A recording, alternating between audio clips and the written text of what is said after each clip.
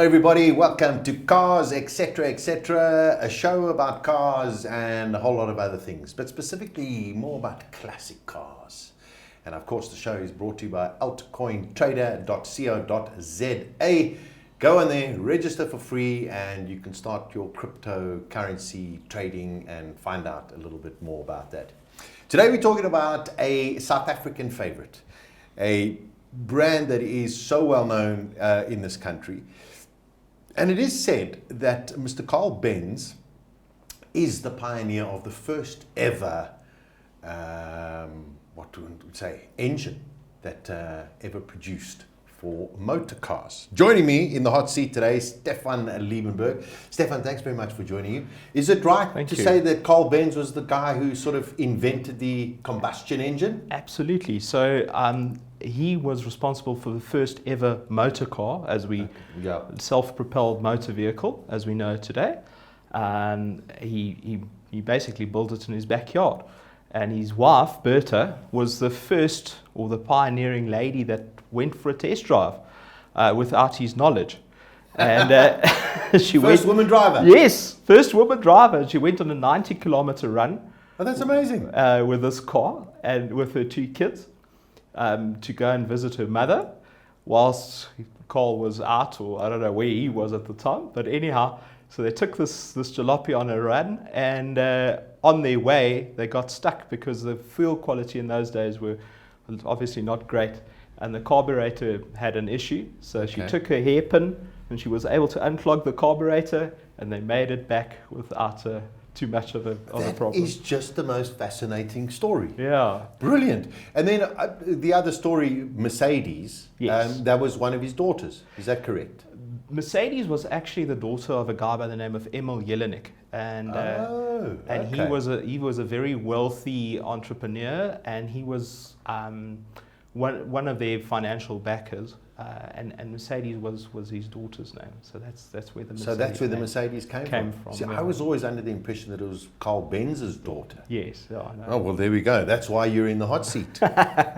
Okay, let's start off.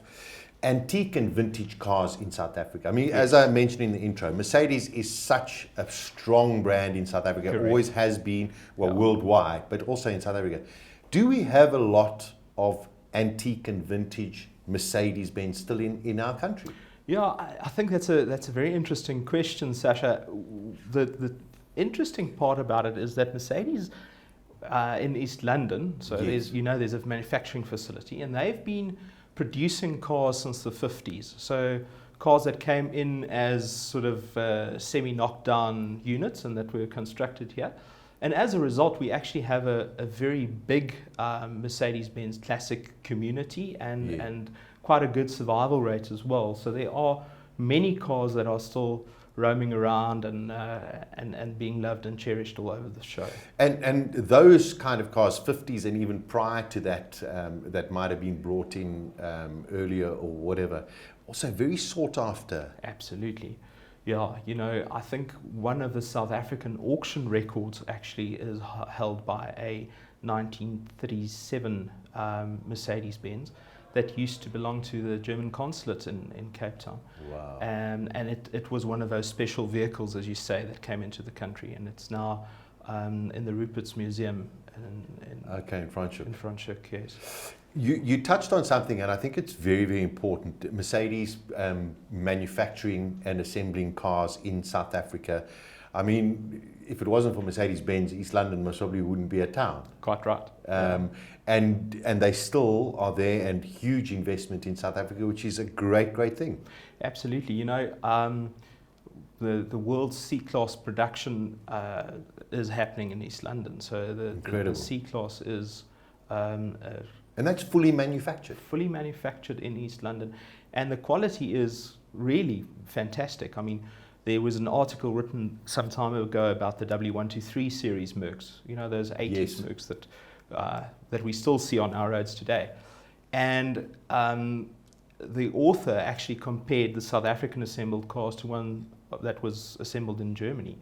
And the South African car, the quality of assembly is actually much better than the ones that came from Germany. So it really is, I think it's something to be proud of. And I must echo that sentiment as well, because if you travel in Europe and specifically Germany, also even in France, a lot of the taxis are Mercedes-Benz. Quite right. And it's quite amazing. You get into one of those, and yes, it's a taxi that's been used quite a lot, and you get into a South African spec of the same kind of style, and it is remarkable how much better our quality is. Quite right. And maybe I think South Africans are very, very particular, especially when it comes to Mercedes-Benz. Yes.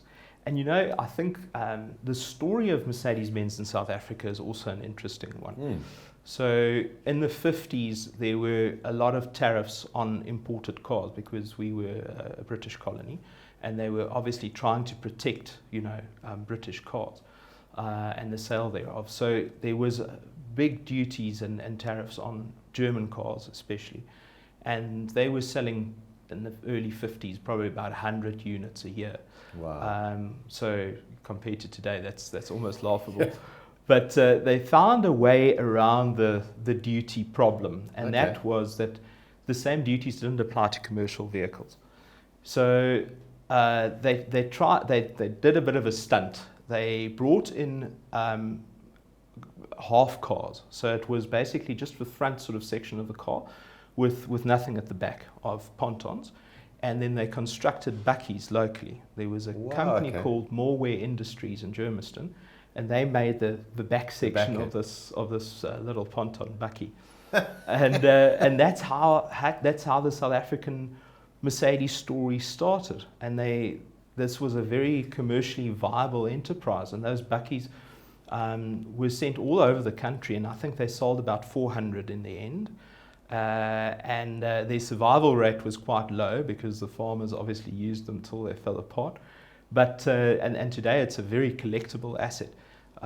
People are finding them in bonds and that kind of thing, and they're reviving them, and it's unique to South Africa. Very, very. That's a fascinating story.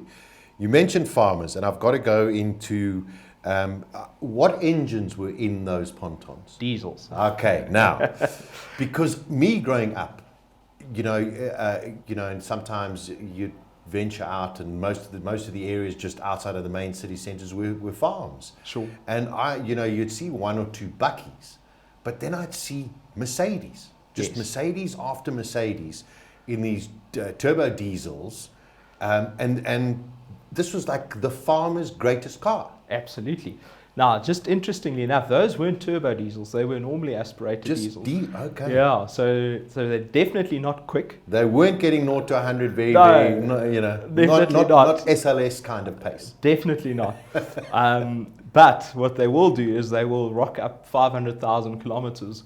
That's the thing. With no issue. And those cars were renowned for their build quality.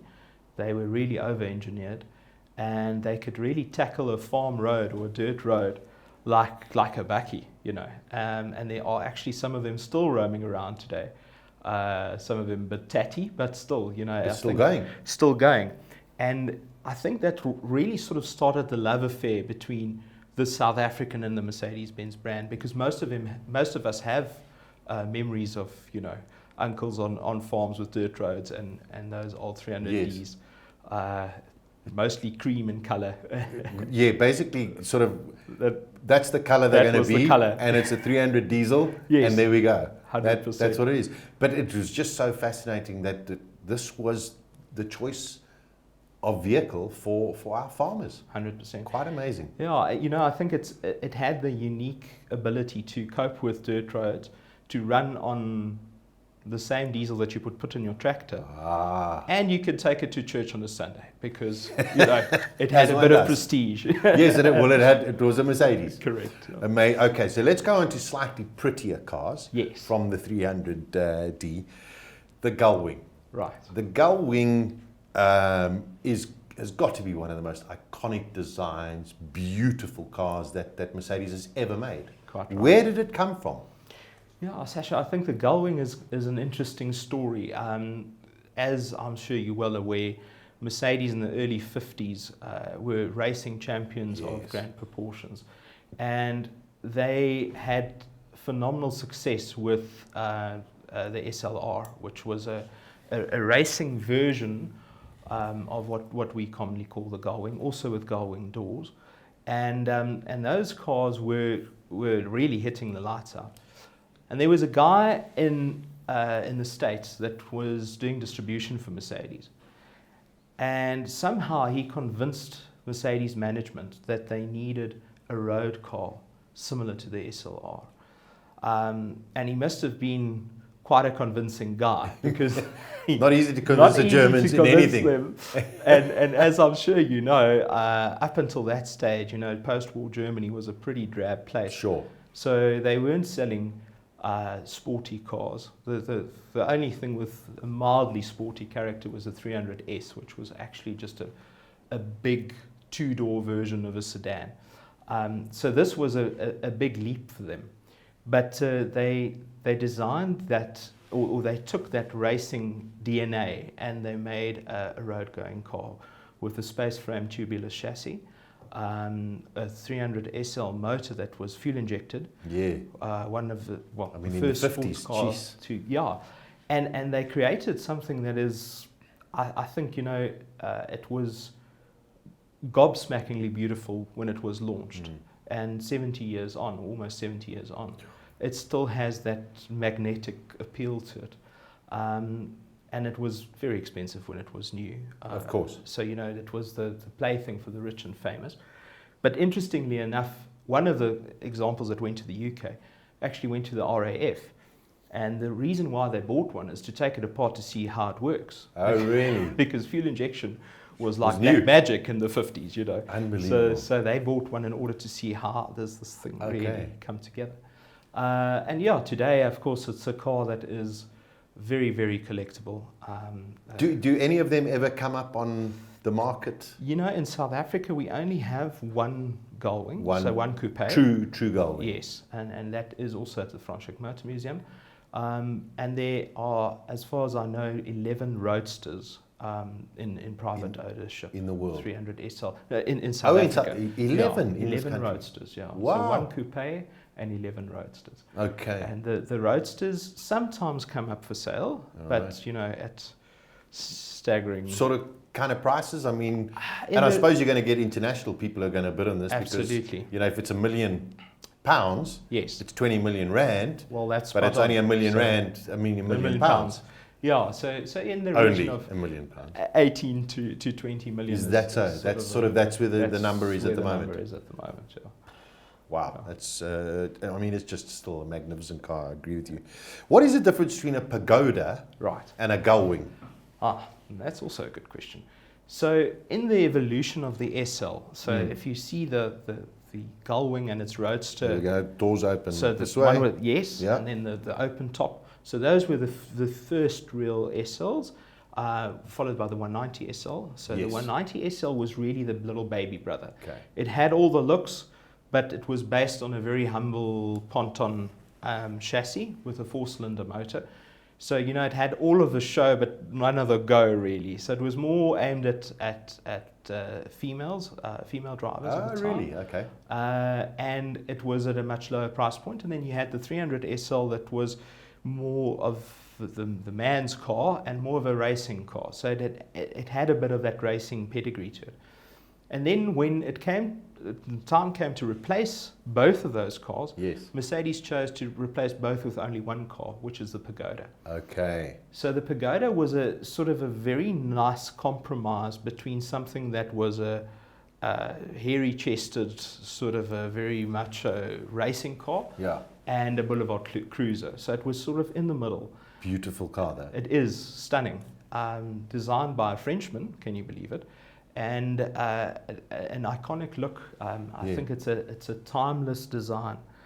I mean, I've seen a few in South Africa, and a friend of mine's mom actually drove one, and every time I just saw this car, I just couldn't believe how beautiful it was. Yes. Are there quite a few of them around? There are quite a few of them around. When I'm done with this, I'm going back to my panel beats as we're assembling one at the moment. Oh, really? Which is great fun. Oh, wow. But yeah, there are quite a few around, and The magic about the Pagoda is it's not just a stunning car to look at. You can actually drive it regularly. Okay. So it's a six-cylinder. Even being that old, I mean, it's still Absolutely. You know, it's a fuel-injected six-cylinder. The later ones, the 280s, had disc brakes all around. So it's actually a fast, comfortable car. It can brake like a modern car. It can keep up with modern traffic. Values are obviously quite high, so you know it's probably not a car that you would drive every day, but you could if you wanted to. and it's a Mercedes. And it's a Mercedes, There we so it go. doesn't break down. It's not going to break down. Now, the 600 Yes. grand Mercedes, which is like a limo. Yes. And yes, I know that, you know, one was owned by Hitler, and I think Mussolini had one, you know, the real nice people of the world in that time. But just a fascinating vehicle. I mean, did Mercedes decide to make these for diplomats, presidents, prime ministers? What was its heritage? Yeah, the 600 has an interesting history. So there were big Mercs before the 600, and one of them was called the Adenauer. It was a 300. Okay. And Konrad Adenauer was the Chancellor of Germany at the time. And he was so devoted to his 300 that it followed him everywhere. So wherever he went all over the world, the 300 would come along. And that's why it got that nickname. But it was a big, stately sort of a car. And it was beautifully made, and it's a very pretty car. But in the late 50s, it was already a little bit outdated if you compare it to some of its rivals, you know. So especially in the States, it had a 300, so it's a 3-litre six-cylinder, which was laughable compared to one of those Cadillacs with almost a 7-litre capacity. You know? And even in the UK, a Cloud 3 was a V8, and it had one up on the Merc. So Mercedes decided that they're going to make the ultimate in luxury, and that was the 600. And why it was the ultimate in luxury is the engineering was just so far ahead of its time. You know, it was a V8, so the first time that Mercedes had a production V8 in a car, 6.3 litre capacity, fuel injection, and it had pneumatic suspension. But besides the suspension, there were all sorts of other gadgets that also worked on the same principle. So the seats, for example, were also pneumatically powered. So were the windows. So was the sunroof. So if you sit in a 600 and you operate any of these things, it's dead silent. It just slides open and slides closed without the sound of a motor anywhere. They all Remarkable. had aircon. They had it was really well ahead of its time, and I think they really wanted to prove a point, and so they did. And in the early 60s, it was a wow. And were a lot of them made? In the region, well, less than 2,000. Okay. Yeah. And are they in demand? Usually so. They are still in demand. They were definitely the car of dictators back in the day. Dictators show people. Elvis Presley had one, and Incredible. And of course the state. So many of them went to the state. And today they're hard to come by. You know, there are very few of them around. Mm-hmm. And those who have them, I assume, not going to not for sale. Not going to go anywhere. No, so most of them are in collections, and it's a very costly car to restore. You know. This is where okay. Yes. Well, I mean, listen, with all of this pneumatic technology, Quite right. I mean, something goes wrong there, it's going to cost you a fair penny. Absolutely, a window switch on one of those cars is 40 grand. Just to put what you say into perspective. All right, well, there we go. Just the window switch. Just the window switch, because it's actually a pneumatic valve. It's not a switch like you and I know. So if you do find a 600, make sure that everything works. Otherwise, Steffan over here can fix it for you at a tiny little sum. Something like that. Something like that. Okay, let's move on. The W114 series, the W115 series, with those big lights in the front. And when they came out, also, you know, quite stately. Yes. One has to say, quite a stately car. And then they sort of disappeared. But I've noticed that all of a sudden people are wanting to bring those cars back? I mean, are we seeing that there's this recovery of those vehicles, that people are saying, you know, Steffan, find me a W114, W115, I want that in my collection? Absolutely. You know, Sasha, I think one of the main drivers for collecting classic cars is nostalgia. Yes. And a lot of us had those cars as student cars, or you remember a relative having them back in the day. And for the longest time, they were worth very little money. Yes. So many of them served as third cars, as the bucky, as the, you know, and weren't cherished. So their survival rate as a result was not that high. And today, very clean examples are definitely worth collecting. And there is a demand for them. Okay. They also came out in a very pretty coupe. I don't know if you've ever seen that. Probably not. But it's a rare sight in South Africa. Okay. But it was the first E-Class coupe. So for right. Mercedes, it was quite a big step. And those are today quite rare and valuable. What, I mean, if somebody comes across a W114, 115, what are you sort of paying, you know, looking to pay that it's gone through the mill, it's got 500,000 kilometers on it, but it's still a Mercedes and the bodywork's still good, etc. What would you pay? It's a very nice entry-level classic. So it's a nice car for a youngster to learn about mechanics and that kind of thing, because we have very basic, simple motor cars. I would say, you know, entry-level is probably in the region of about 70 grand for one that is licensed and running and that kind of thing, but that needs work. And then they would probably go right up to around 200 for one that is now really perfect. Good. Yeah. Somebody finds one for 70 and says, hey, Steffan, look what I've got over here. You give it a once over. And the guy says, I want it, you know, nice and clean and neat, and, you know, that I can use it as a daily runner. Is he in for 100, 150? No. You know, it all depends on what level you want to go to. Correct. But just to get them mechanically up and running and so that they're good and serviceable, not at all. No. So I mean, it's a really decent vehicle to look at. Absolutely. If you want to get into the classic car market. 100%. I would say it's a nice starter classic, and the parts are relatively available. Okay. You could still find a lot of the parts with the agents, amazingly enough. And also the wonderful thing about it is that it is an iconic car. I mean, if you're a youngster and all of a sudden you rock up in your Mercedes, you know, 114, you know, people are going to stop. They're going to look. Absolutely. Beautiful car. Speaking of beautiful cars, one of my favorite Mercedes ever built was the 190E. Right. You know, I think, and then it went into racing and DTM and those kind of things. But it was just so different. It was much smaller than everything else was out there, but it had the 16-valve engine in it. Was there reason, were Mercedes now at a stage going, we need to get back into racing again? What is the reason for that car? The reason is unfortunately much less glamorous. So, so Mercedes in the early 80s were concerned about economy.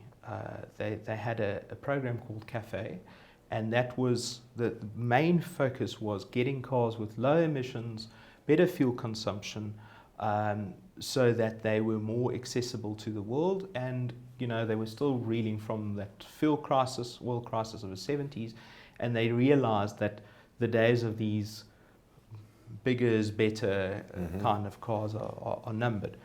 And of course in Germany, as you pointed out earlier, the taxi industry is a mainstay of Mercedes in terms of clientele. So I think that also prompted them to develop something as an entry-level Mercedes that was more affordable, but that had the ethos of a Mercedes, you know, well built, and that can last forever. Now, interestingly enough, the guy that designed the 190E is a gentleman by the name of Bruno Sacco, an Italian designer that used to work for Mercedes in the 80s and the 90s. And according to him, this man designed SLs and S-classes and all sorts of interesting cars. But he is famous for saying that the 190 was the crown of his tenure. Oh, wow, really, eh? And I think one of the reasons is because it's such a challenge to take a big car like an S-Class. Yes. And really make it compact, and make the design still work. And this design was obviously very successful because that paved the way for the C-Class as we know today. Correct. So Correct. I think commercially it was also a fantastic success. Yeah, brilliant. That's a great story because I mean, I just remember tracing one out. You know, I was like, and I've never been a massive Mercedes-Benz fan, but I mean, I have appreciation for all kinds of vehicles. And the 190E just stood out. I was like, wow, you know, this just looked sporty and whatever. And now knowing the sort of background to it, it sort of like goes, I'm going to stick with my sporty story. Something like that. Mercedes, the SL, the SLC range, you know, the 450 SLC. I mean, just beautiful to look at, and you know, then there was, and there are various derivatives. I remember mainly in South Africa the 450 SLC. I think there were 350s and 280s and all of that kind of stuff. And that was, you know, that was now the ultimate sport luxury car for Mercedes in the late 70s, 80s, early 80s. Yeah, quite right. And for a limited time, they were actually manufactured in South Africa or put together in East London, the SL and the SLC 450s. Sure. And it was the most expensive listed car in the country at that time. Is that so? Yeah, I think something like 31,000 Rand would buy you a new SLC. You look at those prices today, Steffan, you go, oh, take us back to those days, but in today's climate. 100%. You could probably buy a house in Sandton or an SLC in 1980. I'm sure. But yeah, and amazingly, they really survived well. There's still a number of them on our roads. And it's a car that was once again over-engineered to the extent that, you know, they can last forever. Yeah, very much so. Yeah. They were very, very special. The SL, we've got to talk about, because if we look at the big marks that we've been talking about you know, on these programs, Magnum with the Ferrari 308, Miami Vice with the Ferrari Testarossa, the Cannonball Run with the Lamborghini Countach, Dallas, Bobby Ewing, red 380 SL. Absolutely. I mean, it just became iconic. The whole world just wanted a Bobby Ewing car. Yeah, you know, my business partner owns a red 450 SL, and in the service book in the front, under colour, it says Dallas Red. I mean, that's just amazing. So that was definitely the car to have in the early 80s. And I think that is also the reason why they sold so well in South Africa. And they still have that connotation. If you see a red 107, it's called the 107 series, you immediately think of Bobby Ewing. Bobby Ewing's one was a 380 SL. That's a 380. And there were a few sold in South Africa, a few 380s, not that many as in the States. But yeah. I mean, just fascinating, because I mean, that's long before the days of product placement in TV shows or whatever. They must probably just sat there and said, oh, Bobby, let's put you in a Mercedes. Little did they know what it was going to do for the brand. 100%. And for that specific car, you know, it was launched in 1971, that 107 series, and they built it right until 1989. So besides the G-Wagon, it was the longest running series, and it was practically not changed. You know, the shape is consistent throughout those 19 years. Unreal. You mentioned G-Wagon. Got to talk G-Wagon, because the new G-Wagons, got to be the most over-engineered car in the world, for the pure fact that people drive it from their house to the restaurant. Yes. And it wasn't designed to drive from the house to the restaurant. Hey? Okay, that's enough on G-Wagon. I think that's enough on that. The S series of Mercedes, and you know, you most probably can take me back to the 50s or 60s, but if I go back to the most probably mid 80s or somewhere around there, when the S series came out, that was the benchmark of luxury. And we've got to exclude Rolls-Royce and Bentley and those things, but if you wanted to know where the future of cars were going, you looked at the S-Class, and specifically, I don't know what the first models were, but I always relate to the S500. Yes. Am I right? Quite right. So the first time that the term S-Class was used was with the W116 series that arrived in 1973. Okay. And from there on, it really was the pinnacle of luxury, and I think it still is. It's the one to watch. And I think they have very stiff competition these days. The Audi A8 is a force to be reckoned with. 7 Series, BMW and Lexus is always on their heels. But I think it's still the car that, if you want to know what the future's going to look like, what motoring's going to look like in 10 years, go and drive a new S-Class. Yeah, it's amazing. And I mean, we see all the derivatives that come out. So you got the S63 and but that S500 or S600, that still to me is the benchmark. I mean, I always wait for the new one and go, okay, what gadgets are in here? Because then I go, all right, this is how far everyone else is behind. I mean, the evolution, the technology, the R&D in Mercedes-Benz is extraordinary. I mean, they must be working on things that we wouldn't even dream of. Quite right. And I remember reading a car magazine article as a kid where they tested a new W126 500 SE. And the guy that wrote the article was brazen enough to compare it to a new Rolls Royce. And he said, wow, if you have to compare the two cars like for like, the Merc would score better.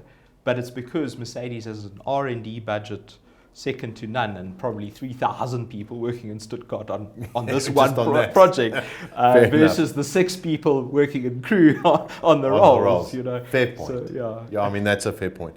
Okay, we spoke G-Wagon, we've done that. SUVs, huge in the marketplace, huge worldwide. Quite right. I get confused because there's a GLE, a GLC, a GLD, then there's a GLA. There are too many of these cars out there. But they seem to be very popular. They are. And I think, what is happening is Mercedes has sort of mirrored their sedan series so there's a GL version of every sedan. So a GLA, GLB, GLC, GLE, GLS, etc. Okay. It is confusing. And I think there will come a time when a lot of the sort of 3-box sedan as we know it will disappear, and we will go strictly into the SUV route. SUV, okay. Sad as that might be. Yeah, but I suppose, eventually you're going to go, as you say, so we've got an A-class SUV, a B-class SUV, exactly. C-class SUV, and you're going, actually, we just need one for those 3 and one for these. So 100%. It just makes economic sense. And considering the state of our roads, I think a SUV makes sense. Well, it does make sense as well. Yeah. Is every Mercedes-Benz an AMG? That is something that I find confusing myself. Okay, good. I'm glad, because I thought when I was sitting there and going, I'm going to ask this question because I don't know. But the short answer is, so there is an AMG division that designs AMGs that have amazing performance, wonderful looks, and etc. I think we get that side. So that side we know. But then there's also an AMG package, which you could order a new C-Class and say, I want the AMG package. That doesn't do anything to the performance of the car, but it makes it look wild. So they put nice wheels on. Skirts. Yes, exactly. Oh, I see. So that is where the difference comes in. So you've got your C180 AMG. Yes. It looks like a rocket. Like a rocket, but it's still a C180. Quite right. Yeah. Okay, that makes a lot of sense. The new cars, today we've spoken about the SUVs, the SLS, the GT. Technology, I mean, abounds. The performance, I mean, nobody knows where these cars are going to eventually go to. I mean, how fast can they go? Sure. Do they hold their value? Are they as sought after as other marques who make supercars and hypercars? Sasha, I think there's a following for any of the cars that you just mentioned, but specifically you mentioned the SLS, and a tip for anybody that wants to buy a modern classic Mercedes, look at the SLS Coupe. So that's the one with the gull-wing doors. Mercedes, that's the last gull-wing that they will ever make, because legislation in the US for a whole host of reasons, prevents them from making another one. And that's one of their biggest export markets. So it's not financially viable for them to create another one. And those doors, it's iconic, it's stunning, it's mesmerizing, and it reminds you of the 300 SL. Yes. And we can already see that the values are on the up. Okay. So they already have collector status. There are many of them hiding away with low mileages, and there's a very good reason for that. So that is definitely one to watch. Okay. And I have no doubt that as far as the rest of the range is concerned, there will always be a need for one in superb condition, a collector wanting a GT in his stable, with low mileage, etc., etc. It makes a lot of sense. Mercedes have a tremendous history in motor racing. Of course, we had the tragic incident of Le Mans, which they pulled out, and then came back into motor racing, DTM first, and then of course into Formula One. The last 10 years, I mean, they've been unparalleled, untouchable in that sphere. This must have been incredibly dramatic for the brand, where all of a sudden they're going, well, we might as well just make more super hot cars, AMG, but real AMG cars, for the pure fact that win on Sunday, buy on Monday. Quite right. And I think, that is also the reason why we see something like the Black Series. Yes. AMG. So AMG started off as an external party to Mercedes. Mercedes then later bought the brand over. So it was an in-house arm of Mercedes-Benz. Sporting arm. Yeah. But there's always the need for more exclusivity. And the Black Series is actually quite a recent sort of a development. So I think the first Black Series cars came in 2006. It was a C55 or something. I think SLK 55. SLK 55, Black Series. Black Series. So that's just a limited edition. It's a limited edition car, and it really focuses on reducing weight, in combination with the latest, greatest AMG motor, and then you basically create this absolute rocket ship at an astounding price point. So, yes. So they are rare. They're very rare in South Africa. I would say that every single one of them are already collectible. So it's definitely the one to own if you're an AMG guy. That's the one. Get the Black Series. Get the Black Series. Mercedes over the last 10, 15 years have gotten involved in a whole lot of different aspects. As I say, motor racing, Formula One, DTM, they withdrew from there and then they went into Formula E racing. They've been in Formula E, they've won in there as well, and they're pulling out, I think at the end of 2022 into 2023. The world seems to be going very EV, electrified. What do you think Mercedes are looking at if you look across their whole range of vehicles? Are they a manufacturer that would consider going completely electric? Sasha, it's a very good question, and I think the answer is sort of multifaceted. I think in the developing world, EV is still unsustainable. I mean, if you just look at what we are facing on a daily basis in South Africa in terms of Eskom and its woes, I don't think an EV car is really a prospect at the moment. Yeah. In the next 20 years, yes, most definitely. But I think for now, no. And we have to consider that Mercedes is big in the developing world, in India, for example, in Africa. So I think a complete turn to EV is probably not in the cards in the foreseeable future. Yes. But as far as Europe is concerned, it's definitely heading that way. And also, unfortunately, we have seen them discontinuing the V12 motor, which is so sad. Tragic. Really tragic. And you can see the move away from big V8s into more compact V6s with massive turbos. That's already starting to happen. So you could see where it's heading. Unfortunately, I think the internal combustion engine is, who knows how. Please don't say it's not. Please. How long the future is. I'm glad that we're in the developing world and not in Scandinavia, because I think they're.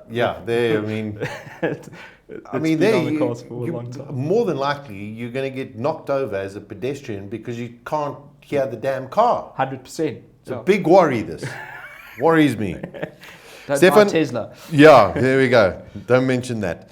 The last one I'm going to throw you at Project One. Mercedes have built this hypercar, specifically for the Lewis Hamiltons and the Terry Bottas's of the world, and now I assume the George Russells. They're going out to the public, limited edition. I mean, if you look at that kind of car and the hypercars that are coming out, the technology in there is most probably technology that we are going to see 10, 15 years down the line, which is small engine, yes, 1600, V6, electric, hybrid technology. That's the way I want to see the cars go. And talk to someone. That is definitely where they're heading at the moment. Is a keen sort of somewhere in between a Tesla and where we've come from. Okay. A happy medium, So I think for the foreseeable future we will see more of that. And yes, I mean, it is part of Mercedes' DNA to use the hypercars and F1 and that kind of thing to really develop their prowess in terms of engineering for Joe Soap and his C-Class to eventually also see some of that technology. Phenomenal. Fascinating chat. Thank you so much for your time. Thank you so much. It's been really, really brilliant. Thank Steffan Liebenberg is our gentleman. And I've learned a lot about Mercedes-Benz. That's another episode of Cars, etc., brought to you by altcointrader.co.za. Go there, register for free, and start your cryptocurrency wallet or whatever it is you can start. Until the next time, take care. Ciao, ciao.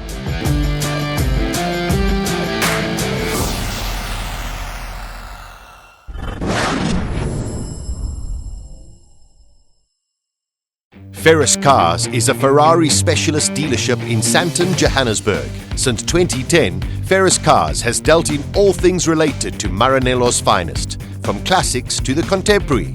Sales, service, advice and exclusive events, Ferris either has it or has access to it. And of course, in partnership with Altcoin Trader, Ferris Cars accepts cryptocurrency and can even help you buy your dream car from any other dealership in crypto. Check out their website at ferriscars.com or follow them on all popular social media platforms.